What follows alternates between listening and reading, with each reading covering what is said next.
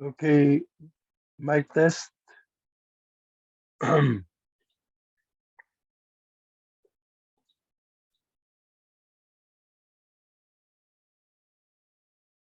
Okay, so let's look at the group that includes the mushrooms.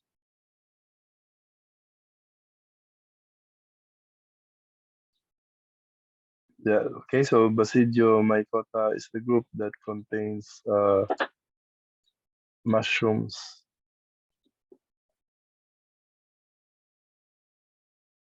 Okay, so let's look at other diseases as well. You have Cryptococcus neoformans.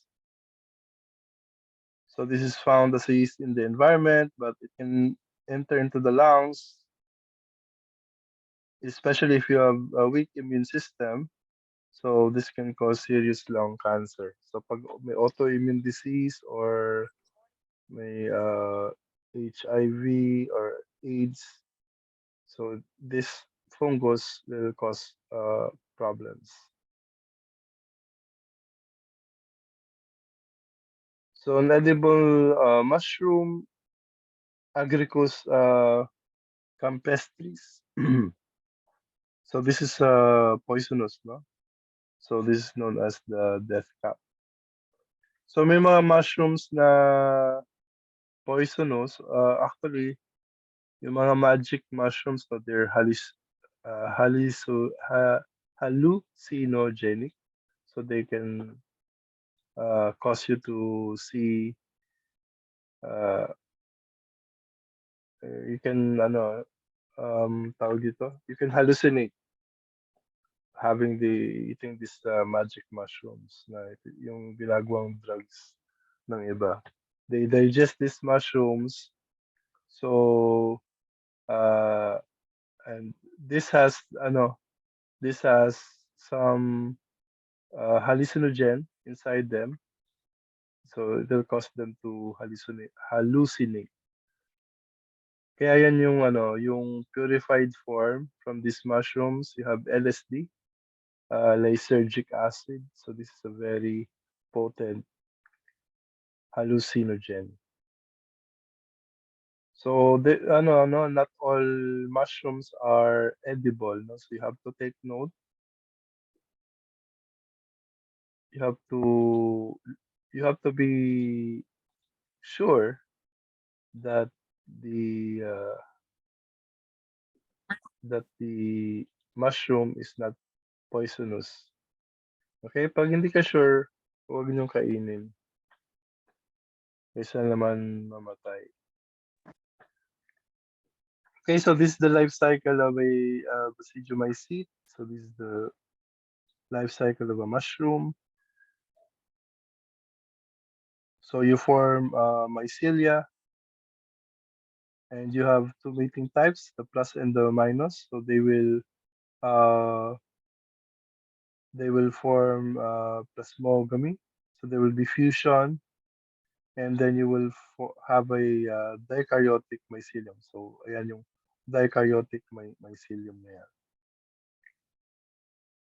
So pag sapat na yung nutrients dun sa environment, you form the basidiocarp. So tamang moisture. Kung napapansin niyo yung mga mushroom, mga kamote, nagsusulputan pag tag-ulan. So it needs the right amount of moisture for it to grow. Record ko ba to? Wait. Okay. So yan, yung mushrooms, you have the basidia. So meron pang spores dyan, no? So karyogamy, the basidia forms the diploid nuclei. Eventually, they will divide through meiosis. So four haploid nuclei are formed in the basidium.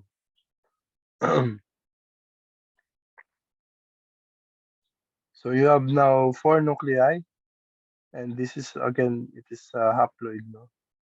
So four basidiospores are formed. This will be germinated and dispersed.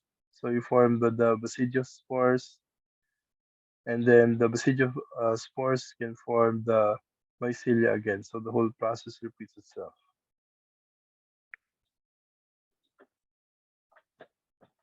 You have other groups as well. You have microsporidia. So these are unicellular fungi that are obligate intracellular parasites. So they do not have centrioles, peroxisomes, and mitochondria, but they have, since they are parasites, they can pierce the host cell through a polar tubule. So this will allow the fungus to infect the cell. So yung infection caused by microsporidia is called microsporidiosis. An example of a disease, you have enterocystozoan binacea, bine, bine, binose. So this can cause diarrhea, cholecystitis, and respiratory illness. Okay, fun fact, no? Since we're talking about fungus, no? Yung uh, series na Last of Us actually came from a game.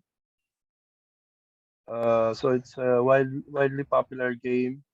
At saka yung basis nung game na yon, yung mga humans kasi na-infect ng fungus, causing them to be like zombies. So na control ng fungus, quote unquote, yung brain ng tao. Okay? So ang basis nito is actually this organism, this fungus called Ophiocordyceps unilateralis, so commonly known as the zombie ant fungus. Sa Latin America to mahanap usually. So what it will do, so ang life cycle na to, yung mga ants usually ang ano no, ang host. So they will take up spores from the forest floor. So magkakaroon ng growth dun sa ant's brain, no? So release the metabolites, and it will control the central nervous system of the ant. So this will cause the ant to climb up the plant sa highest ano niya, part niya, tapos to ano yung gamitin niya yung ah, basta ano ikahagat niya yung ano niya, yung kagatin ng ant yung plant para doon na mag-hook. Okay? So the metabolites will manipulate the ant's behavior, causing convulsions and cause the ants to climb the leaf at the highest point. No?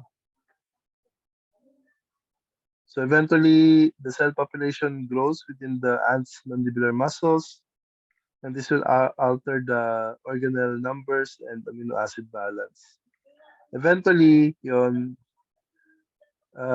mandibular muscle atrophy dahil infected na yung ant, it will lock itself to the leaf. So yan. So yan yung interesting fungus. So this basically summarizes all the diversity of the fungus. So let's look at algae naman. So these are very related to modern day plants. In fact, they have a common ancestor. So they're autotrophic protists that can be unicellular and multicellular.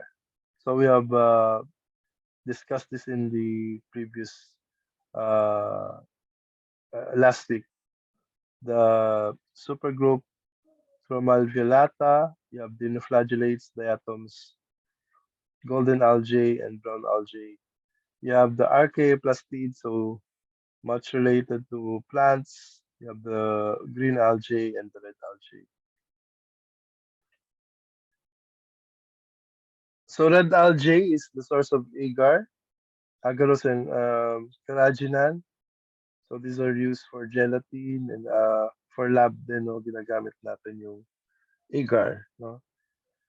So they're responsible for the production of 70% of the oxygen in the atmosphere through the phytoplanktons.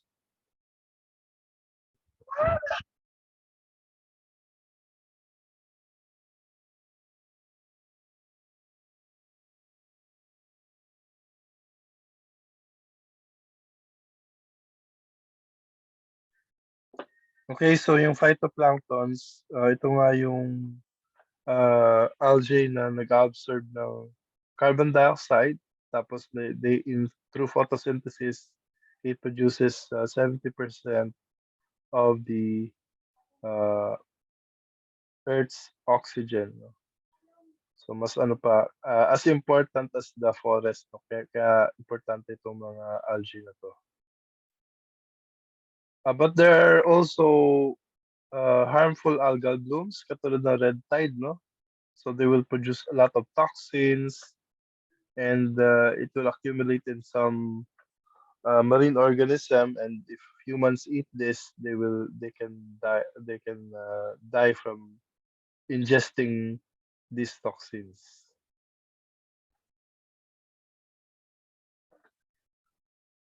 Because algae can make their own food. They have chloroplast, and they contain pyrenoids, which synthesize and stores starch.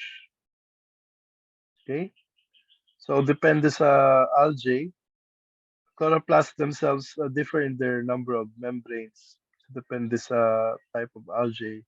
So it's because of the evolution of this algae. So it's indicative of secondary or rare tertiary endosymbiotic events. So yung mga primary chloroplast,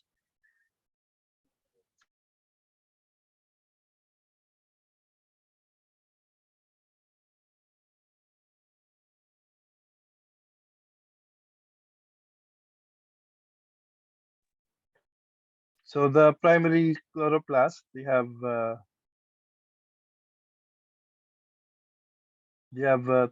two membranes. So yung original structure from the ancient form of cyanobacteria, and then one from the plasma membrane of the engulfing cell. So depende sa super group, depende sa ano niya, sa lineage niya. Uh, some structures, some chloroplasts appear to have resulted from secondary endosymbiosis. No? So may mutualistic prokaryote na combine dun sa eukaryotic cell to have a symbiotic relationship with the cell itself. So another cell engulfed a green or red algae cell that already had primary chloroplasts within it. So what happens? You have the engulfing cell. It destroys everything except the chloroplast and possibly the cell membrane. So ang mangyari dyan, uh, konti lang na lang yung it will leave 3 or 4 membranes around the chloroplast. So may additional layers yung chloroplast. Okay, so the different groups, you have red algae, you have green algae. So this is because of the different pigments.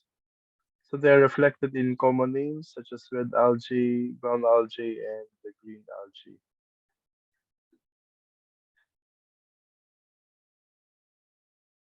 So common seaweeds na kinakain natin, you have brown algae, no? So these are seaweeds. They're not actually what do you call this? Akala natin related. Well, it's related to plants. Akala natin plant, no, but it's not actually a plant. So seaweeds are actually algae. So multicellular siya. So they're macroscopic, and they can photosynthesize. So depende sa pigment meron siya. So it can be red, brown, or green.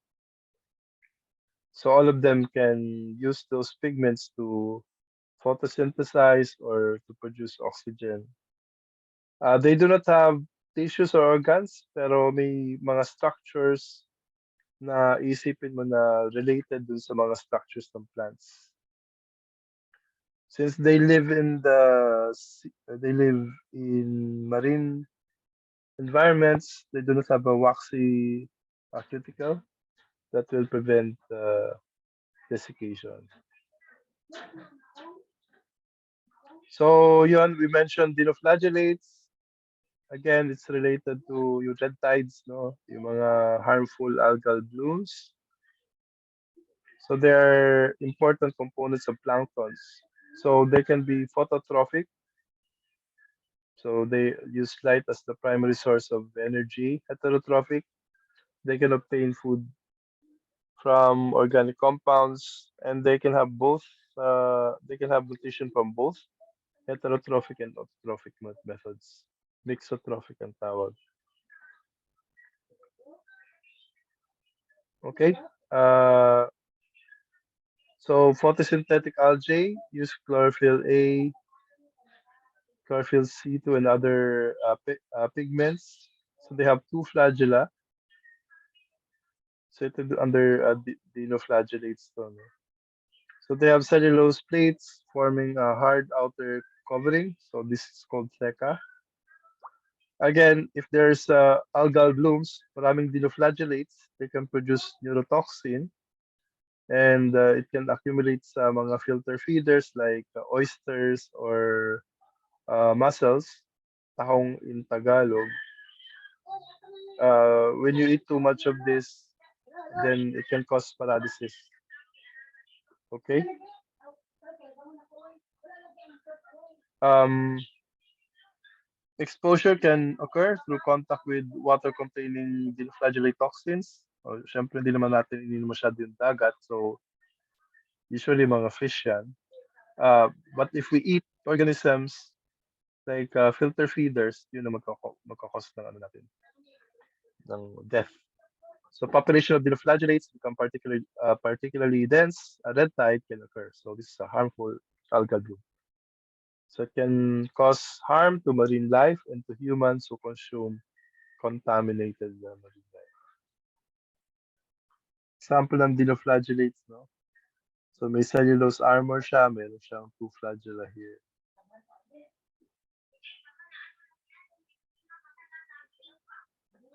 Stramenophiles.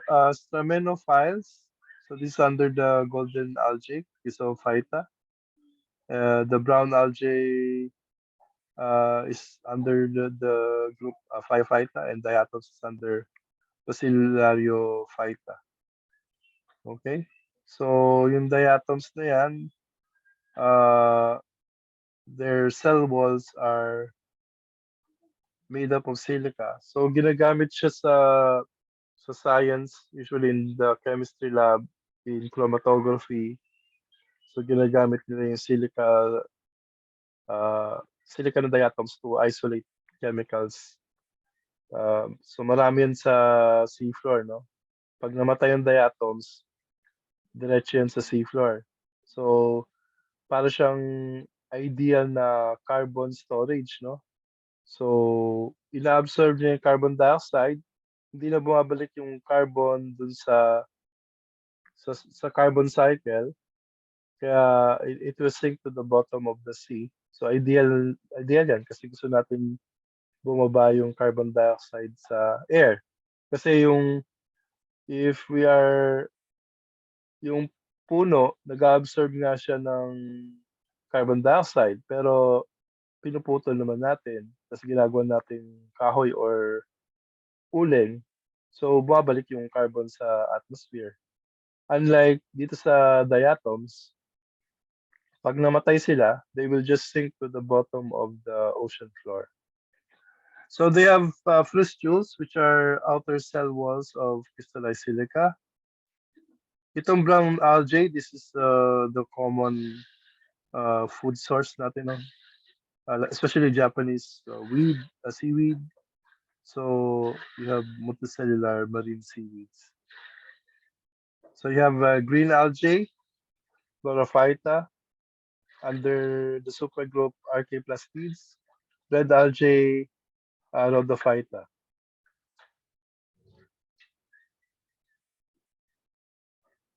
Tapos you have also Charophyta and land plants under the Archaeplastids.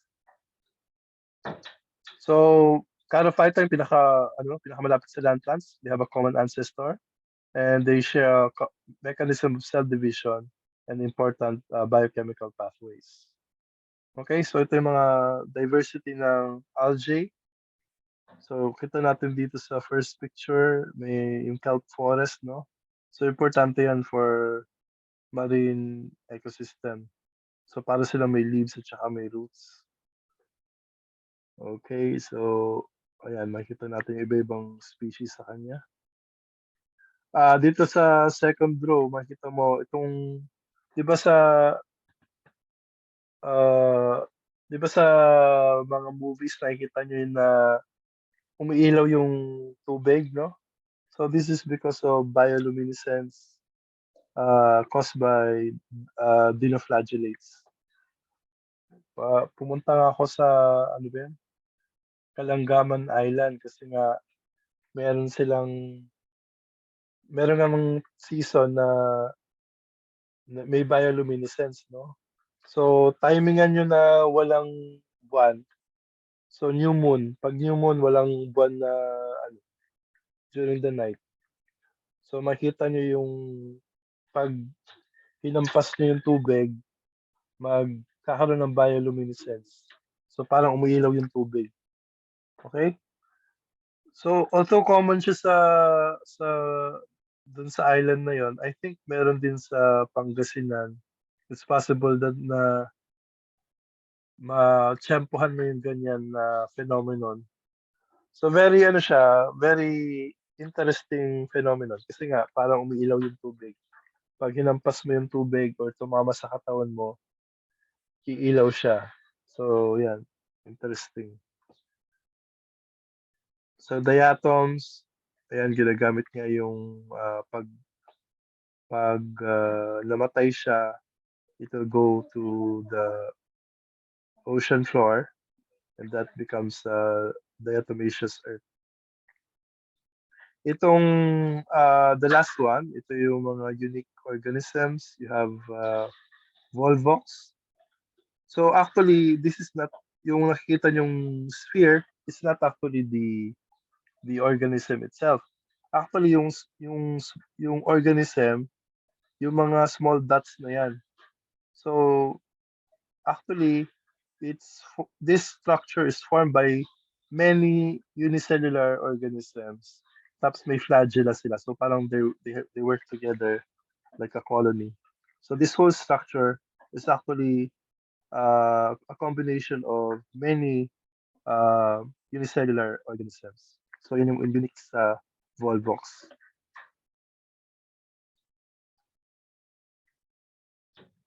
So ito yung mga model organisms sa algae or algae. You have Chlamydomonas. So it's a unicellular green algae. So you have a chloroplast here, and then you have flagella and an eye spot, or otherwise called as a stigma. So it is used in molecular biology research. Okay, last group is the lichens. No? So very unique to kasi itong lichen na to is actually a combination of algae and fungus. So hindi siya pwedeng mabuhay on its own. So it's a combination of two organisms. So ito yung mga unang nagbe-breakdown ng rock. So pag rocky yung environment, hindi makakatubo yung plants diyan, no? So unang undergo ng primary succession, kailangan may lichens na magbe-breakdown ng rock. So that's why it's important uh, in the important for the ecological balance or for ecological purposes. Okay? So, nag-grow siya sa any surface and most significant nga yung rocks. Kasi if it's bare, halimbawa, nag-melt yung glacier, tapos ang meron ka lang ay rocks, hindi naman tutubo yung halaman dyan. So, lichens yung unang tutubo, and then they will break down rock. Eventually, magkakaroon ka na ng soil. Okay? So, kung wala ka pang soil, hindi ka ah, wala pang mabubuhay na plant dyan. So, kaya importante yung lichens. So, they're epiphytes, which means they can also grow on other plants. No? So, makakakita ka rin sa mga puno na mga lichens. Actually, mayroon ng bioluminescent din na lichen. So, sa forest, pag madilim, makita mo may mga bark na umiilaw, akala mo mata. So very important ecologically and economically. So they contribute to soil production. Kasi nga break down niya yung rock. So yung lava flows, yung kaka-volcanic eruption, wala ka pang panay rock lang nandun. So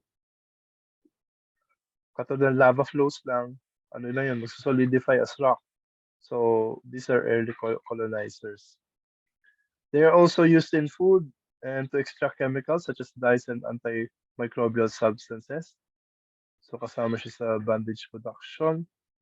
Cyanobacteria in some lichens can fix nitrogen. So yun, magiging nutrient rich yung soil kasi may nitrogen compound ka dun sa soil. So they are very sensitive to pollution and have been used as environmental indicators. So yun, importante nga sa lichens, you have the relationship of algae and fungus. So mutualism siya. Although some scientists considered it controlled parasitism kasi basically uh, yung yung algae na nandun sa fungus, algae na nandun sa lichens can live on its own. So itong fungus yung mas kailangan ng algae. Kasi itong fungus, they break down the rock particles. Yung algae mo, sila yung ginagamit yung sun's energy, of course, to create food, which the fungus will use. So you have basically a structure, so may cortex, an outer tightly packed fungal layer, and then you have the medulla, which is the inner loosely packed fungal layer, and then yung nakakabit sa rock, you have the holdfast. So these are hyphal bundles used to attach to the substrate, so commonly the rock. So ito yung structure na. So the cortex here, you have a part where you have algae, kasi nga kailangan nilang malapit sa surface para mag photosynthesize. And then you have the medulla, you have the lower cortex, and then the rhizines, which attaches itself to the substrate. Okay, so that's basically it. So we will have a quiz on the second half of this eukaryotes. Okay. Yeah, that's it. Sorry, I can't hear you guys. May sira yung ano ko, microphone or speakers. So, see you. There will be a quiz, by the way. So see you next week.